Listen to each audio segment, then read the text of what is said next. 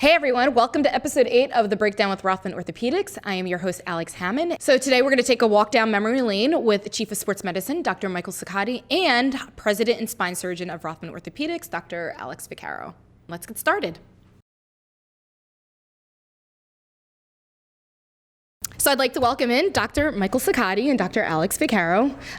First and foremost, would love for each of you to kind of take a few moments. I know you both of you are no stranger to the podcast, the first time we're doing it visually, but just a few moments, introduce yourself and how long have you been at Rothman and current titles and roles and all that fun stuff. So I'm Mike Ciccotti. I'm Chief of Sports Medicine here at the Rothman Institute. And like Alex, I've been here for a long, long time. Alex, gosh, like long time, almost 40 years, I think. Oh wow! Oh my goodness! If you consider our like residency time here, it's been like almost 40 years, so 4 decades. So I consider Michael and I the grandfathers of this group, and we've been here great grandfathers, right? Great grandfathers. So there's Yes. a story. So Michael and I, we sort of have same background, same upbringing. He's from a great Christian family. I'm from a Catholic family. We both had. He was into sports in high school. I was into sports in high school. But did you wrestle in college? Yeah. Mm-hmm. But he's a superstar. And I remember how agile and how athletic Michael was as a resident. So we were fortunate that Dick Rothman invited us both to join the Rothman Institute. So we came on board, and we went through some turbulent times in the beginning. And I remember Michael and I looked at each other, and back in the early 1990s, the group sort of went in different directions and broke up, and there was no one left. There was like 6 of us left, and Michael and I were the same age, and we got together, and we like, this is not good for us. All the senior guys are gone. We only have Dick Rothman left, and we sort of organized it. It was a group built on one person owned the group, and everyone else was an associate to everyone's equal, and we persevered. We had a good team. So your words are very kind. Alex is he's the one that's really the athletic one in the group. But it's funny because I think, Alex, that so many things stand out, but early on, those things that we did together as a group, like as partners, those runs that we would have, like those early morning runs. Now, we all did it because Dick called us and said, I want you to be there. So we all showed up. But just to have like a group of people who were like working hard in life with our profession, but also would take the time to be together and do those kinds of things athletically and those jogs. And then we moved from marathons on to mountain climbing. I mean, those were really wonderful things for building, a group. That's a great point. So like anything else, when you have retreats, you have team building exercises. And what we did in the past was we had Dick Rothman, who was our leader. We ran 10 marathons. And none of us ever ran a marathon in our lives. We did a triathlon, and then we went mountain climbing every year. So we sort of emulated that now. We do retreats now, but now we're older. So we're in our 60s now. So what's the activity now that we're doing? Basically walking on a golf course. Okay. Smoking a cigar. Getting on a stationary bike. Yeah, and if that. I mean, I don't know how Dick Rothman did it. I always try to do the math in my mind. Like, how did Dick Rothman run a marathon at 60? He must have been 60, right? He started it then. It is really amazing because at that point we were just coming out of our residencies and we were feeling like we could do anything, which we could do so many things from an athletic standpoint because our bodies were still functioning highly. But Dick, to start those things at that point in his life, I mean, I think about it now, like you're saying, that age, for him to start like his first marathon. Because what we do is we always look back on our past, and I always say to myself, what was my dad like at 60? I always say that to myself. What was my dad like at 55? And then I'm saying, I think Dick Rothman ran a 26-mile race when he was 60. I couldn't For the first time. I couldn't run across the street to get Wendy's food at a fast food market. I mean, my body has aged differently than Dick Rothman's body's aged. Like, my joints hurt me. Right. Thank God we're orthopedic surgeons. But he was so smart about it all too, because he was on a fad when we were young in the group. He said, I want to start running marathons. So we did that, and we did that, like you said, for 10 years or so. And then he said, well, I think maybe we've done that. We've checked off that box. Why don't we think about doing some mountain climbing? So we all figured, this will be easy. We've run marathons. So he picked the mountain out in the Colorado. Mount Sherman. Yeah, that we climbed. And Dick, being so smart as he is, he went out like 3 or 4 days in advance, completely acclimated. We all showed up like the morning of or the day before thinking, this will be easy. And it was maybe one of the hardest things we did. I still remember it was 14,600 feet approximately. I remember every 2 to 3 steps we had to stop and we had air hunger. And I remember how miserable we were. I mean, you couldn't, a few steps, and I just saw a special on Mount Everest. And as I'm watching with my wife, I'm like, that was us. And she's like, okay, you didn't climb Mount Everest.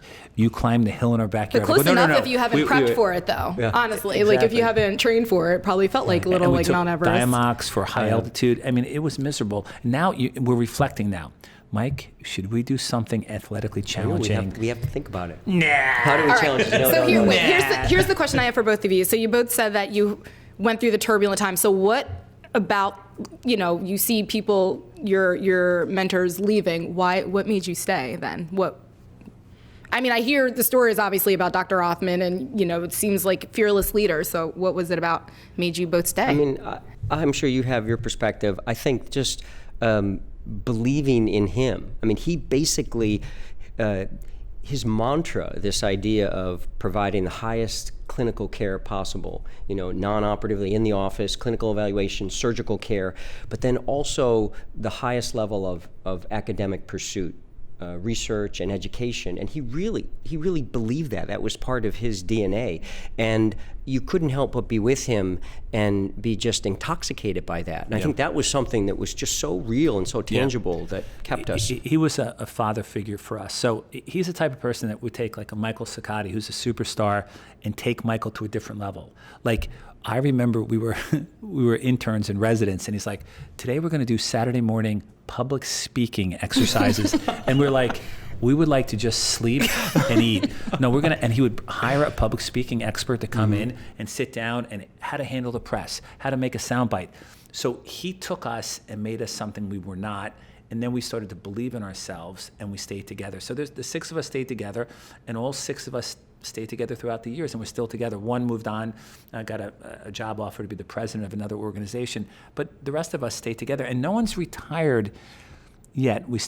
Peter Sharkey's still with us, Bill Hozek's still with us, and they're older than Michael and I, but we're all together, and it was sad to lose Dick Rothman in 2018. That was a big loss to our organization, but he still lives. But he kept us together. Yeah, he lives in the mission, right? The mission of the Institute, which is that, the highest level clinical care and the academic pursuit. And, I think, like I said, that you couldn't help but be intoxicated by that and believe in that. Like, that was real, it was palpable. And I think that's what keeps us here. And I think continuing that mission is really important. And as Alex has already said, one of the many things that made him so great was that he would say, I'm going to bring people on who are, better physicians, better surgeons, smarter than me, academically more gifted, and I'm going to do everything I can to raise them to the highest level, right? That's what you've just described, and I think that's important, and that's important that we do that going forward to all of our young It's funny. partners. He would always say to me, A people hire A+ people. B people hire C people, C people hire D people. Always hire people better than you are, and they will make your organization grow. And always look out for their benefit, not yours. And we've sort of emulated that philosophy in the hiring in the Rothman Institute, and it allowed us to have a brand reputation, which is ironic that Michael, myself, and the senior doctors are doing what Dick Rothman did in the 1990s. We're sort of forming a super company, like it's called a holding company, to hold the assets of the Rothman Institute. And it's Michael leading it. It's everyone getting together doing it. And it's unbelievable. But Alex, you're so humble, but you no doubt you've guided this ship the way that Dick did. And I'm looking at you and I believe it. I really is. I'm like, I'll just but Alex, here. you have that same mindset, like bringing people on and empowering them, like not being afraid to have them like reach for the sun and the moon and the stars, right? Exactly. And I think that's important as we do this, as we move on to this next level, we move in the next stage, and you move nationally and internationally and create something that's special. You have to empower people. But I have to say, I applaud you for continuing in that that same mission. You see how gracious Michael is? Yes. It's interesting. We had a difficult time taking a bunch of very bright surgeons and getting everyone to row in the right direction, which never really happens with a bunch of bright physicians. Very difficult to do because everyone has a great idea, everyone wants. And I needed to have a leader in the group that can bring everyone together, unite everyone together. And even if people didn't agree, out of respect for Michael Ciccotti, they would sit back and follow. And he is being very humble. He literally did something that I thought was impossible. He got everyone on the same page to say this is the right thing to do. So again, it goes back to we were lucky that there were 6 of us. And each one of us now, their spirits are with us right now. Because Peter Sharkey was supposed to be here. Bill Hosek was supposed to be here. We could talk about them. Frederick, But Yes. if they were here, we would be laughing because Peter would be saying something funny. Peter's our best friend. He's one of the funniest guys in the world. You can't find a more talented doctor than Bill Hosek. He's phenomenal. Jim Patil runs the residency program. Best in the he's country. Amazing. I mean, Best, he's yeah. just- And he's not here today because he's probably working with the residents doing something. So overall, Rob Fredericks, who just recently won the Physician of the Year award from the residents, is a sweetheart who's dedicated to education. So the whole group is the same. And again, we wanted to be here today, but they're off busy working, carrying the weight of the organization. Doing what on they're their supposed to be shoulders. doing, Supposed right? to do so they could allow us to talk with each other. Exactly. Have They're fun. keeping the lights on right now, thank So, goodness. so question for you: do you find that it's easy since you all, I mean, have gone through the ranks with each other? So, is it easy to kind of work with your best friends, and just you have a different relationship because you know each other here? I think again, you create this environment where we can be a band of brothers and sisters that can really be transparent and debate each other and challenge each other, but ultimately leave the table knowing that we did what was best for the entity, right? Yeah, it's funny. We don't fight. We've learned how to listen. Listen is key. We learned how to listen, be empathetic, at times be sympathetic, and then at times give constructive thoughts on how to do things. But we never really lose our temper. Now, I remember in the 1980s and 1990s, it got a little rough at times because we were young and everyone's full of vigor and stuff like that. But nowadays, if someone has a diametrically opposed opinion on something, I just sit back and say, well, let me put myself in their shoes. Let me see why they're saying that. Let me see their perspective. And then I'll say, listen, my opinion changes. So keeping an open mind has allowed us to have the wisdom to lead a group of people, because it's so funny when I'm dealing with younger surgeons, 4 or 5 years out, I see how aggressive they are in different positions. I go, hey, listen, relax. The sun's going to come up tomorrow. The moon's going to come up. Everything's going to be the same. It's going to be the same thing. We're never going to. And I always say, everything's political in medicine. I always say, if I get 70% of what I want in a board meeting, I'm a happy man. But that's being a good leader. That's what Dick did as well. Not being dogmatic, like you said, listening to people, sharing opinions, but ultimately knowing that, everybody's going to get something. Not everybody's going to get exactly what they want. And I think then you know that you're moving the ship in the right direction, right? And that's really the essence, I would say, of why Rothman has been so successful, from Dick's legacy and Alex, you continuing that. As Mike will tell you, the philosophy of the Rothman Institute is always putting the patient first. It's a patient-centric. Everything we do in business, everything we do in medicine, academics, philanthropy, endowment, building, it's all about how does this help the patient? And if you sit with that mission, you rarely make a mistake. Because if you put the patient first, say, well, this business move we're doing will help patients in the long run, it usually wins. We may take a hit financially initially, but we rebound because we get patient loyalty and stuff like that. The business builds over time. And by choosing the best in class, like Michael's the service chief in sports medicine, when we have applications, Mike goes to the applications, they go, this person shares our mission. Patient first, education, research, excellence in clinical care. And you can't lose with that philosophy. You perfectly said. And when you have the patient first, you put your head down at night and you know you've done the right thing, and everything just follows in suit. That's great. Did you ever envision that the practice would be where it is today? I mean, obviously you were in it, so it's when you're in it, it's kind of hard to be like, I don't know if we're making it out on the other side. That's a good question, Mike. I think when you're starting... In 1993, did you think the company was going to be this big? Well, I mean, Alex, it was at that point, it was really like a boutique practice, right? Little practice. Seven people. It was a practice that had a large footprint in terms of patient population, but a very small practice in terms of the number of physicians in a small historic hospital. And I think that we were just so excited to be a part of this really cool thing that was doing just great things clinically and academically and research-wise.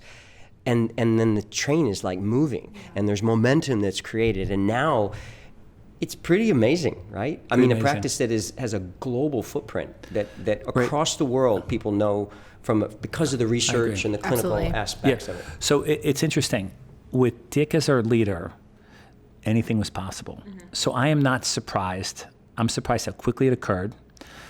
I'm so happy that we had the people we have. We have this one individual in our group, Jay Parvizi, who should receive a Nobel Prize any day now because he's so prolific.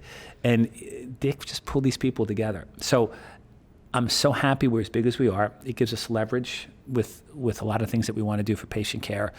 So I guess in a sense, I'm not surprised because Dick Rothman allowed us not to get surprised when you strive for excellence. That you never achieve excellence, but you always try to strive for excellence. Oh, but I would add too, though, to your question about the growth, I think that one of the things as any entity grows is that culture can be lost when an entity grows. And I think we've been very focused, again, under your guidance, be very focused to continuing the culture. I mean, the culture that Dick created and that Alex has continued, because that's the essence. Patient first, clinical aspects, academic research, and as we've grown nationally and internationally, I think that kind of culture is what sets us apart. Mike, you're absolutely right. We always say culture trumps strategy any day of the year. And that's why it takes a lot of time for governance, where we sit down and we figure out, okay, we need to have the right people on the board. The board needs to guide the ship in the right direction.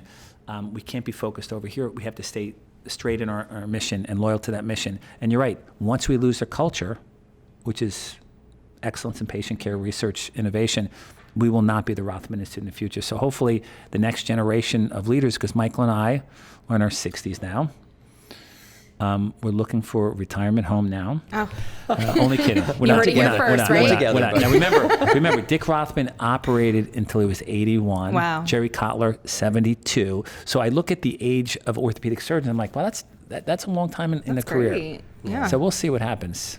So what excites you both about your respective specialties? I mean, I love pretty much every aspect of sports medicine, and we've talked about this before. Not just the fact that we were athletes younger and we had the opportunity to participate in different sports. I mean, that's just amazing. But I would say to you that taking or being able to help somebody, the privilege of helping somebody that can do something that at a professional level, is maybe something that very few people in the world can do. And having the opportunity to maybe help them get back to that activity and hopefully at that level is incredibly rewarding and inspiring. That does transcend those specialty, because obviously in the spine world you're helping people who do special things to get back to their lifestyle as well. Every orthopedic surgeon wants to be a sports medicine doctor. Why is that? Because it's sports. It's because when you're in gym class, when you're in Little League baseball, Little League football, you have that doctor that you love on the sidelines that walks over and says, "Oh, you pulled a hamstring. We'll get you back into action." So I don't believe anyone when they say they wanted to be a hand surgeon when they're in college. So you start off wanting to be a sports doctor. Now, I transitioned into spine because Thomas Jefferson happened to be the largest spinal cord injury center in the country. It was unfortunate for Mike and I because we had to take call every night. We were up all night long. They didn't tell you that part. People literally, right. People were flying in from all over the country with spinal cord injuries, and we worked with Jerry Kotler, who was again like a Dick Rothman, just a hard-nosed, honest guy who worked tirelessly. So that's why I became a spine surgeon, because I kind of thought it was really interesting. And someday we hope to cure paralysis. We're not there yet, through whatever genetic manipulation of the genome or through regeneration of the spinal cord. But we've developed a lot of discoveries at Thomas Jefferson, and Jefferson has been a great partner when it comes to research. So that's why I became a spine surgeon, and I love it to this day. And I still love it when someone can't walk or can't use their upper extremities, and after surgery they get function back. That is great. I mean, to see and to have someone say, "You changed my life." Michael changed athlete's life, and spine surgeons, we have the opportunity to make someone mobile again. And again, it comes with its hard knocks. Sometimes things don't go the way we want it. Sometimes patients don't get better, and that's a difficult element of being a doctor. But overall, the satisfaction is insurmountable. But now, Alex, he's got like both sides of this because he also is the spine consultant for the Eagles. So Very true. He gets to dip his toe on the Right. sports side as well. And I love it. But no, I mean, it is. Not it giving is. that It's, up. it's incredibly exciting. I mean, living in this city, which is arguably the most passionate sports city in the United States, with a community that lives and breathes and dies by its sports teams, and we've certainly had our years where there have been challenges, but when it happens, I mean, when the Eagles won the Super Bowl, when the Phillies won the World Series, it's incredibly exciting to be a part of that. Yeah. Like, just incredible. Talk about the Eagles. For sure. That's a pretty big Michael one. stood in 2008 when they won the World Series.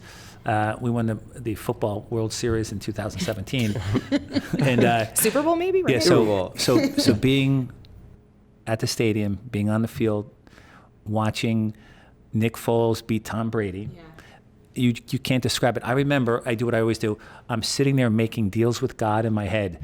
I will never smoke a cigar again for at least 2 weeks if Nick Foles completes his pass, and then you just can't believe that the Eagles are about to be world champions, and then you can't believe what happens after the fact, and you can't believe how Philadelphia celebrated. I mean, it's only in Philadelphia. I mean, every city's big, but Philadelphia is crazy when it comes to loyalty to sports. So we both enjoyed being the team doctors in those situations. It's so funny because I think I might not have been saying it exactly the same way, but I was making the same deals in 2008 when the Phillies were vying with the Rays for the World Series. So it's just amazing, that excitement. So another question. So you both have been here so long. Now we're starting to see children coming through the pipeline. So like yours and Dr. Hozak as well. Right. So what's that like? And I don't know if there's anyone, Oh, but, he's got people right. Not so you far might away. have a few, but I mean, what's that like to? It's a little bit of a legacy type thing. It's incredibly wonderful. It's just amazing. I mean, to have the opportunity to be able to share that with a child, and just so thankful that my partners were willing to have my son be here and train with the best people in the world to learn orthopedics, and then to be able to have him come back and just be able to hang out with him is just crazy exciting. It's so wonderful for me. So that might be maybe the reason that I would want to stay on until I'm 80 and work, just to hang out with Michael. But I think just having that, and then being able to pass the baton on to somebody that's a lot smarter, a lot more academically focused, all those things, Alex, that you were talking to. So if you look at it, I'm a big supporter of nepotism. I say that all the time. At least you're open and honest about it, because people aren't all the time. So we had Osterman has his daughter work as a hand surgeon. Bill Hozak has his son as a hand surgeon. Michael Ciccotti has his son as a sports medicine. Jerry Williams is going to have his daughter that will probably come back as a shoulder and elbow.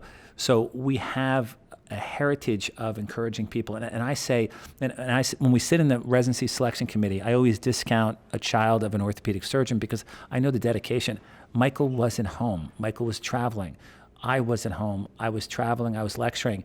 It's very difficult to be an orthopedic surgeon, and we're so proud when one of our children decide they want to go into that. So I'm supportive, and what it brings, these are really nice people. Forget about what Michael said, being super bright, super able, super facile with their hands. These are nice people. Michael's son is a genuinely very nice person. Everyone is great, and socially we like hanging out together, and I'm proud of them. So when one of my partner's sons or daughters wants to be an orthopedic surgeon, thumbs up. I'm going to help them out as best I can. Great.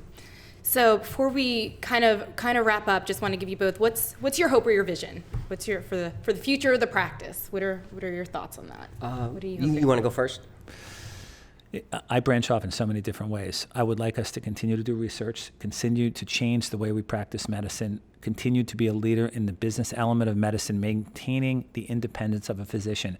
I do not think an employed orthopedic surgeon is in anyone's best advantage. I think it increases the cost of healthcare.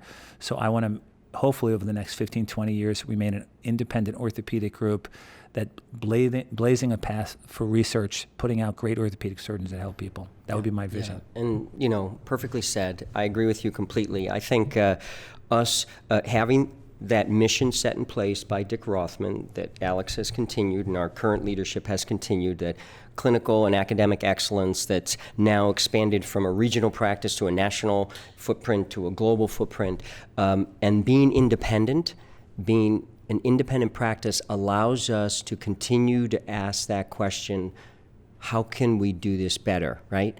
Never being afraid to ask that question and knowing there'll be speed bumps along the way, but we can do it when we have we have the self-control and the independence. Absolutely. We're always learning from our mistakes. And I always, when people say, well, we failed here, I say, that's not a failure. We learned and we got better for it and we move on. By the way, I just want to thank you for the time you spent with us. Michael and I love getting together, but we more especially like getting together with you. Honestly, I could no listen to the one does a podcast better than you do. Please make sure to say it again. Alex Hammond. No one does a podcast better than Alex right. Hammond. She's phenomenal. Thank you. But thank you both again. Honestly, I could listen to the two of you go back and forth and just tell stories all day. And you it's have to tell us when to stop because we could honestly, be talking. That's the thing is coming from someone who doesn't know, it's great to just hear the history from people on the other side of that, and learning, and you kind of get like the top level surface, but you guys were in the weeds. You both were, and you both are. I can't say enough nice things about the both of you. But thank you, and thank you again for taking the time to do this. And thank you for having us. Excellent. Anytime. Once again, thanks, Alex. Thank you, Alex. Appreciate it. Thank you, Mike. You're the man. Great job. Please visit our landing page, rothmanortho.com/podcast for all available episodes. Just a reminder, it's a special visual episode, so feel free to view on YouTube, as well as all the normal platforms that we utilize, including Spotify and Apple. And until next time, thanks again for listening, and we will see you next season.